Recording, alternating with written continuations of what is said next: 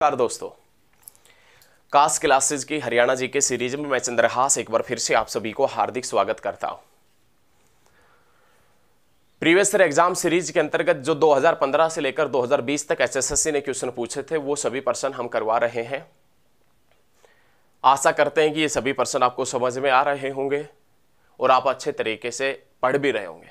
आप लगातार बस इसी प्रकार अपना सहयोग बनाए रखिएगा और पढ़ते रहिएगा और हमारे साथ में जुड़े रहिएगा। चलिए अब क्वेश्चंस की शुरुआत करते हैं, आज के प्रैक्टिस सेट की शुरुआत करते हैं। आज का जो पहला क्वेश्चन है कि जाट गजट समाचार पत्र किसने निकाला था। देखिए क्या पूछ रहा है आपसे वो, जाट गजट समझने की कोशिश कीजिए, बहुत अच्छे तरीके से पढ़ाएंगे, किसी प्रकार का आपको दिक्कत आएगा नहीं। जाट गजट समाचार पत्र किसने निकाला था, तो आपने याद रखना सर छोटूराम ने जाट गजट समाचार पत्र निकाला था। सर छोटूराम ने जाट गजट समाचार पत्र कब निकाला था? 1916 के अंदर सर छोटूराम ने जाट गजट समाचार पत्र निकाला था। बहुत अच्छा क्वेश्चन है। 1916 के अंदर ही जो पंडित नेकीराम शर्मा है वो बाल गंगाधर तिलक के स्वराज अभियान के सदस्य बने थे। 1916 के अंदर बाल गंगाधर तिलक के स्वराज अभियान के सदस्य बने थे कौन? पंडित नेकीराम शर्मा बने थे। तो उसी के साथ में याद रखना है जाट गजट समाचार पत्र है ये सर छोटूराम ने निकाला था। और सर छोटूराम ने कब निकाला था? 1916 के अंदर। सर छोटूराम जिसका जन्म कब हुआ था? 1881 के अंदर जिसका जन्म हुआ था। 1881 के अंदर 100 साल जोड़ दे 1981। याद रखिएगा HBSE Haryana board of school education, Haryana board of school education को चंडीगढ़ से भिवानी लेकर गए थे 1981 के अंदर। और 100 साल घटा दे 1881, सर छोटूराम का जन्म हुआ था गढ़ी सांपला किलोई रोहतक के अंदर। गढ़ी सांपला किलोई रोहतक के अंदर सर छोटूराम का जन्म हुआ। और ये सर छोटूराम याद रखिएगा जिसने 1910 में आगरा कॉलेज से वकालत की पढ़ाई पूरी की। 1912 के अंदर इन्होंने वकालत की शुरुआत की थी सर छोटूराम ने। और 1913 के अंदर सर छोटूराम ने जाट आर्य वैदिक हाई स्कूल की नींव रखी थी रोहतक के अंदर। जाट आर्य वैदिक हाई स्कूल की नींव रोहतक में किसने रखी थी? सर छोटूराम ने। कब रखी थी? 1913 के अंदर। और इसी 1913 के अंदर गदर पार्टी बनी थी। गदर पार्टी जिसका मुख्यालय सैन फ्रांसिस्को अमेरिका के अंदर है। याद रखिएगा अमेरिका के अंदर था गदर पार्टी। लेकिन इसके अंदर 10 जोड़ दे 1923 स्वराज्य पार्टी बनी थी। कौन सी पार्टी बनी थी? स्वराज पार्टी बनी थी। मोतीलाल नेहरू और चित्तरंजन दास ने बनाई थी। 10 घटा दे 1913। 1913 में जाट आर्य वैदिक हाई स्कूल की नींव रोहतक में किसने रखी थी? सर छोटूराम ने रखी थी। बहुत अच्छा क्वेश्चन है, बहुत बेहतरीन क्वेश्चन है। लगातार बने रहिए, लगातार देखते रहिए हरियाणा जी की सीरीज। तो ये याद रखना है जाट गजट समाचार पत्र सर छोटूराम ने निकाला था। और कब निकाला था? 1916 में निकाला था। बहुत बढ़िया। चलिए नेक्स्ट क्वेश्चन की तरफ बढ़ते हैं। ऐसे ही पढ़ाएंगे। बेटी का सलाम राष्ट्र के नाम योजना जो है किससे संबंधित है? देखिए बेटी का सलाम और राष्ट्र के नाम जो योजना का यदि प्रभाव आपको देखना है तो आप 26 जनवरी को और 15 अगस्त को आप अपने गांव के गवर्नमेंट स्कूल में जाइए, तब आपको पता लग जाएगा कि बेटी का सलाम जो राष्ट्र का नाम है उसका क्या योजना है और किस प्रकार से चलती है। होता क्या है कि गांव में जो भी सबसे ज्यादा पढ़ी लिखी जो लड़की है गांव में सबसे ज्यादा, वो गांव में जो सबसे ज्यादा पढ़ी लिखी लड़की है वो स्कूल के अंदर ध्वजारोहण करती है, ध्वज फहराती है, तिरंगा फहराती है। 15 अगस्त को और कब? 26 जनवरी को फहराती है। आपने भी अपने गांव के अंदर देखा होगा 15 अगस्त को और 26 जनवरी को गणतंत्र दिवस और स्वतंत्रता दिवस के मौके के ऊपर ये सभी चीजें आपने देखी होगी। तो बेटी का सलाम राष्ट्र के नाम ये योजना किससे संबंधित है? एक बार ऑप्शन देख लेते हैं, फिर आपको आंसर तो पता लग ही गया है भाई। निबंध प्रतियोगिता से, खेल प्रतियोगिता से, नौकरी पाने से या ध्वजारोहण से। नौकरी पाने से या किससे? ध्वजारोहण से। तो आप क्या बताएंगे? ध्वजारोहण से संबंधित है। किससे संबंधित है? ध्वजारोहण से। नेक्स्ट क्वेश्चन, हरियाणा ने नई खेल नीति को कब स्वीकार किया? हरियाणा सरकार ने नई खेल नीति को कब स्वीकार किया था? तो आपने याद रखना है नई खेल नीति, हरियाणा सरकार ने जो नई खेल नीति है इसको स्वीकार किया था 21 अगस्त 2009 के अंदर। हरियाणा सरकार ने जो नई खेल नीति है इसको स्वीकार किया 21 अगस्त 2009 के अंदर स्वीकार किया था।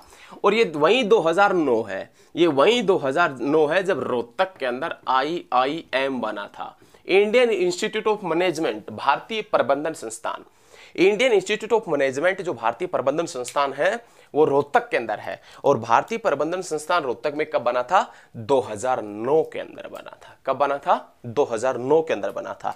ये वही 2009 है जब हरियाणा की जो सबसे सुंदर झील है और जिसका नाम क्या है? भिंडावास झील। ये भिंडावास झील भी उसी समय बनी थी 2009 के अंदर।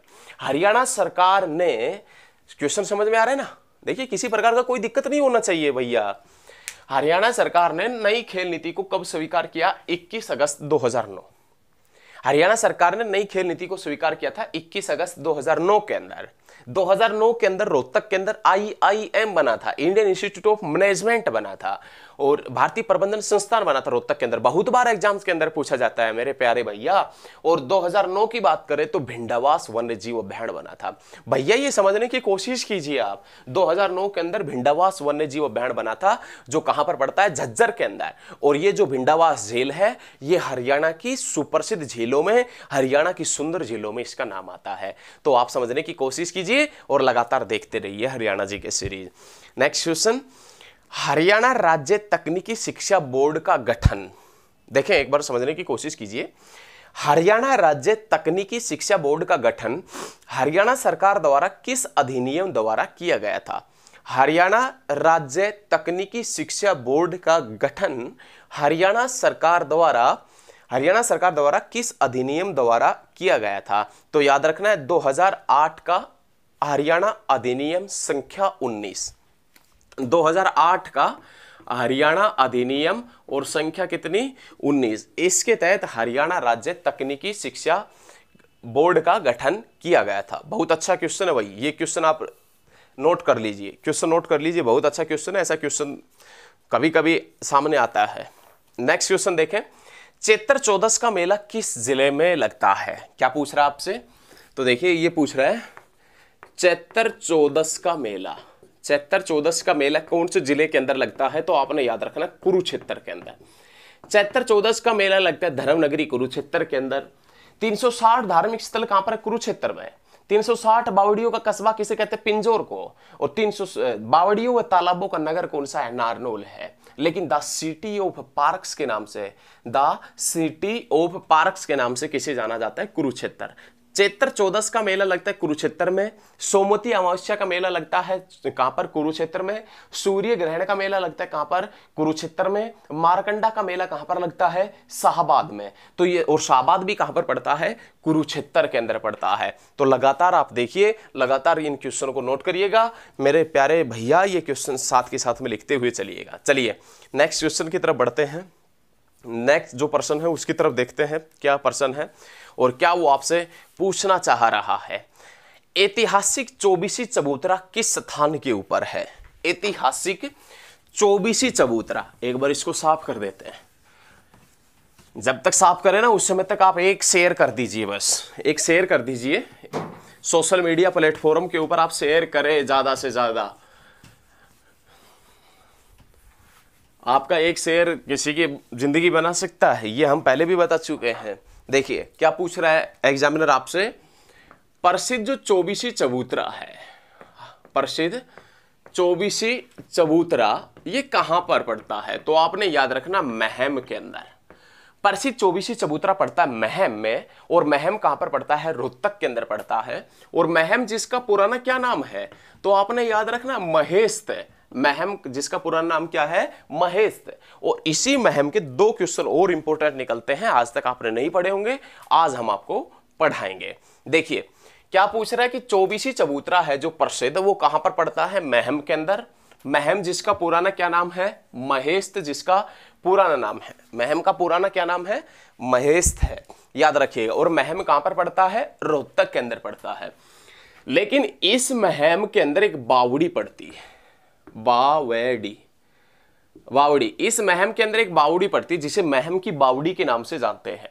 महम की बावड़ी का निर्माण कब हुआ था? तो महम की बावड़ी का निर्माण हुआ था 1656 में। शाहजहां के दरबारी कवि सुद्दो कलाल ने महम की बावड़ी का निर्माण करवाया था। यह आपने याद रखना है। और कब करवाया था? 1656 के अंदर। बहुत अच्छा। 1656 के अंदर यदि हम 300 साल जोड़ दें 1956 कुरुक्षेत्र यूनिवर्सिटी बनी थी। हरियाणा की जो पहली यूनिवर्सिटी, हरियाणा का जो पहला विश्वविद्यालय कुरुक्षेत्र विश्वविद्यालय, उसकी नींव रखी गई थी 1956 के अंदर। 1956 में हरियाणा के प्रथम विश्वविद्यालय की नींव किसने रखी थी? डॉक्टर राजेंद्र प्रसाद ने। और डॉक्टर राजेंद्र प्रसाद कहां से चुनाव लड़ते थे? जीरोदेई बिहार से चुनाव लड़ते थे। तो ये याद रखिएगा, महम की बावड़ी जो रोहतक के अंदर पड़ती है वो बनी थी 1656 में। 1656 के अंदर यदि हम 300 साल जोड़ दें, 1956 कुरुक्षेत्र यूनिवर्सिटी बनी थी। लेकिन महम का एक क्वेश्चन और निकलता है यहां पर कि महम के अंदर एक सरकारी चीनी मिल पड़ती है, सहकारी चीनी मिल पड़ती है, और वो महम के अंदर सहकारी चीनी मिल कब बनी थी? 1991 के अंदर। महम सहकारी चीनी मिल बनी 1991 के अंदर। राजीव गांधी की हत्या हुई 1991 के अंदर। दिल्ली को राष्ट्रीय राज्य राजधानी का दर्जा दिया गया 1991 के अंदर। राजीव गांधी खेल रत्न पुरस्कार की शुरुआत हुई 1991-92 के अंदर। कुरुक्षेत्र आकाशवाणी केंद्र बना 1991 के अंदर, और हरियाणा विकास पार्टी बनी 1991 के अंदर। हरियाणा विकास पार्टी जो चौधरी बंशीलाल ने बनाई थी, वो कब बनी थी? 1991 के अंदर बनी थी। लगातार देखिएगा, बहुत बेहतरीन तरीके से करवाएंगे हरियाणा जी के, कोई आपके टक्कर में खड़ा नहीं हो पाएगा। इस प्रकार आपने वो महारथी बना देंगे हरियाणा जी के अंदर, कोई टक्कर में नहीं आ पाएगा आपका हरियाणा के अंदर। देखे नेक्स्ट क्वेश्चन देखिए, हरियाणा हैरिकेन के नाम से किसे जाना जाता है? ये क्वेश्चन हम पहले भी रिपीट कर चुके हैं। देखे एक बार देखें, हरियाणा हैरिकेन के नाम से किसे जाना जाता है? तो सभी जानते होंगे, कपिल देव को। लेकिन हम ये बताने के लिए क्वेश्चन नहीं लिखा है यहां पर, हरियाणा हैरिकेन के नाम से किसे जानते हैं? कपिल देव को, नो डाउट। लेकिन कपिल देव का जन्म कब हुआ था? तो आपने याद रखना, 1959 के अंदर कपिल देव का जन्म हुआ था। कहां पर हुआ था? चंडीगढ़ के अंदर हुआ था। चंडीगढ़ द ब्यूटीफुल सिटी के नाम से जाना जाता है, याद रखिएगा। चंडीगढ़ जो है, चंडीगढ़ किसके सपनों का शहर है? पंडित जवाहरलाल नेहरू के सपनों का शहर। चंडीगढ़ की नींव कब रखी गई थी? 1952 में। जगाधरी रेलवे वर्कशॉप कब बना था? 1952 में। और बात करें 1952 की, तो बिड़ला मंदिर बना था कुरुक्षेत्र का 1952 के अंदर, और चंडीगढ़ की नींव भी 1952 में रखी गई थी। लेकिन चंडीगढ़ के कौन थे? कपिल देव, जिसका जन्म कब हुआ था? 1959 के अंदर जिसका जन्म हुआ था। किसका?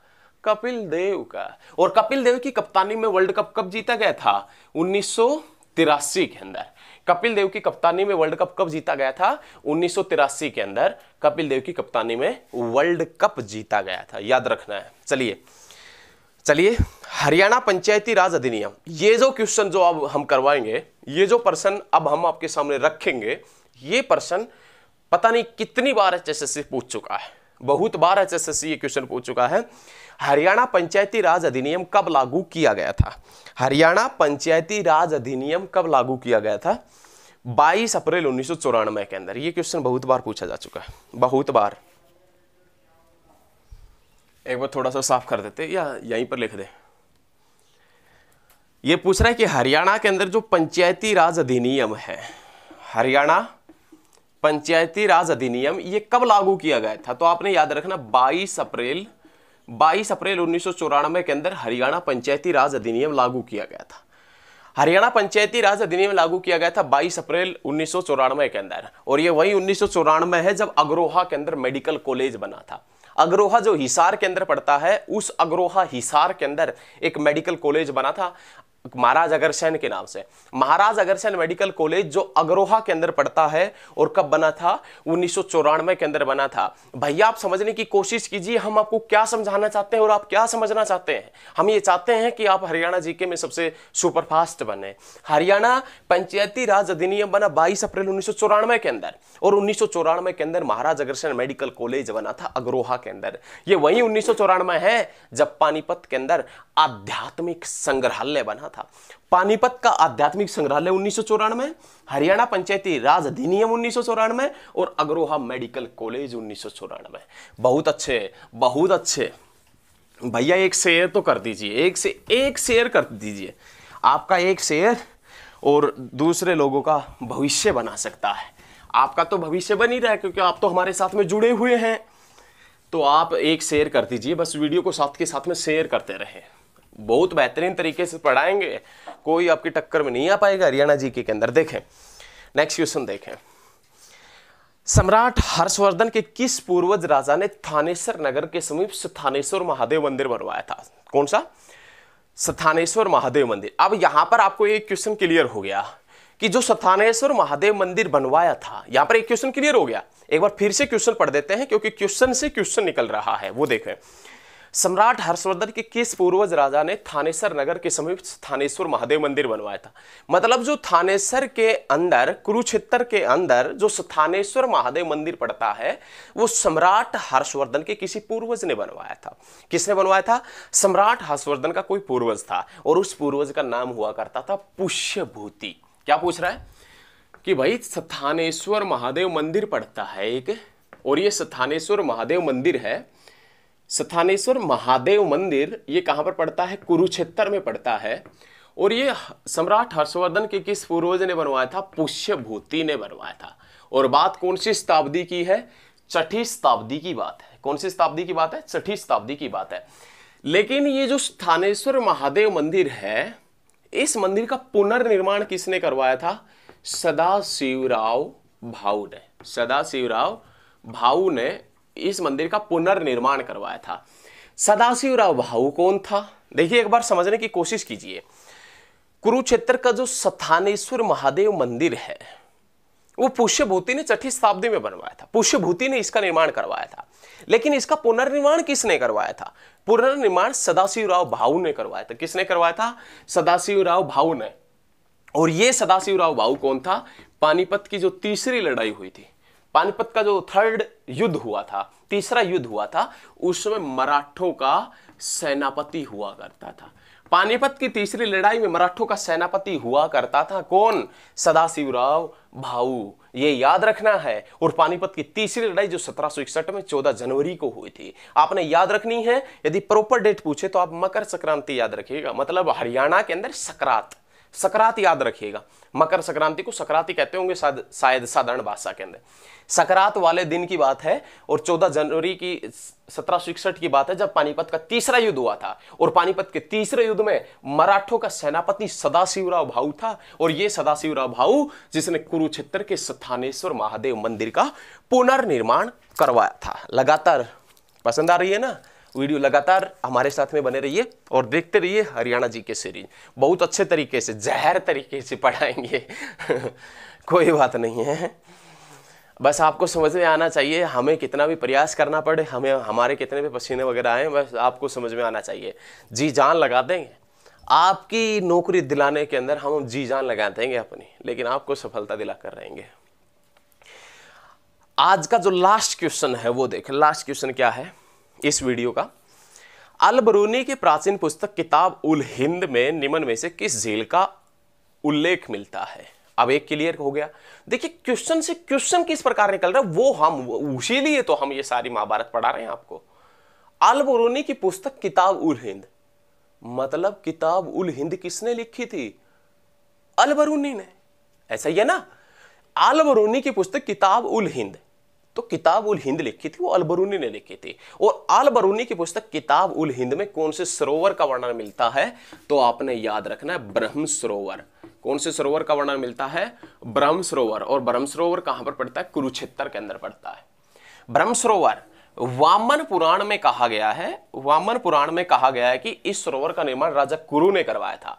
एशिया का सबसे बड़ा मानव निर्मित तालाब बताया गया है कौन सा? ब्रह्म सरोवर। और अल बरूनी की पुस्तक किताब उल हिंद में वर्णन मिलता है कौन से सरोवर का? ब्रह्म सरोवर का। लेकिन देखिए ये तो अल बरूनी की पुस्तक किताब उल हिंद है जिसमें वर्णन मिलता है किसका? ब्रह्म सरोवर का। लेकिन हेनसांग की पुस्तक का नाम था सीयूकी।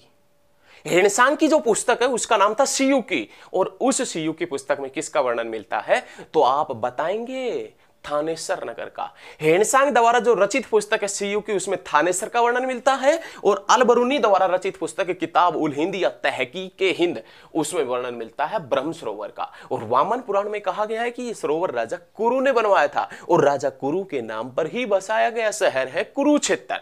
तो लगातार आप हमारे साथ में इसी प्रकार हरियाणा जी की सीरीज देखने के लिए बने रहिए। और ये हरियाणा जी की सीरीज यदि आप देखते हैं, पूरी सीरीज पढ़ते हैं, तो कोई आपके टक्कर में नहीं आ पाएगा, ये हम पूरे दावे के साथ में कहते हैं। चलिए आज के लिए इतना ही, मिलते हैं बहुत जल्द नेक्स्ट क्लास में। साथ के साथ में वीडियो को शेयर अवश्य करें। वीडियो को सभी सोशल प्लेटफॉर्म पर आप एक बार शेयर कर दीजिए। धन्यवाद।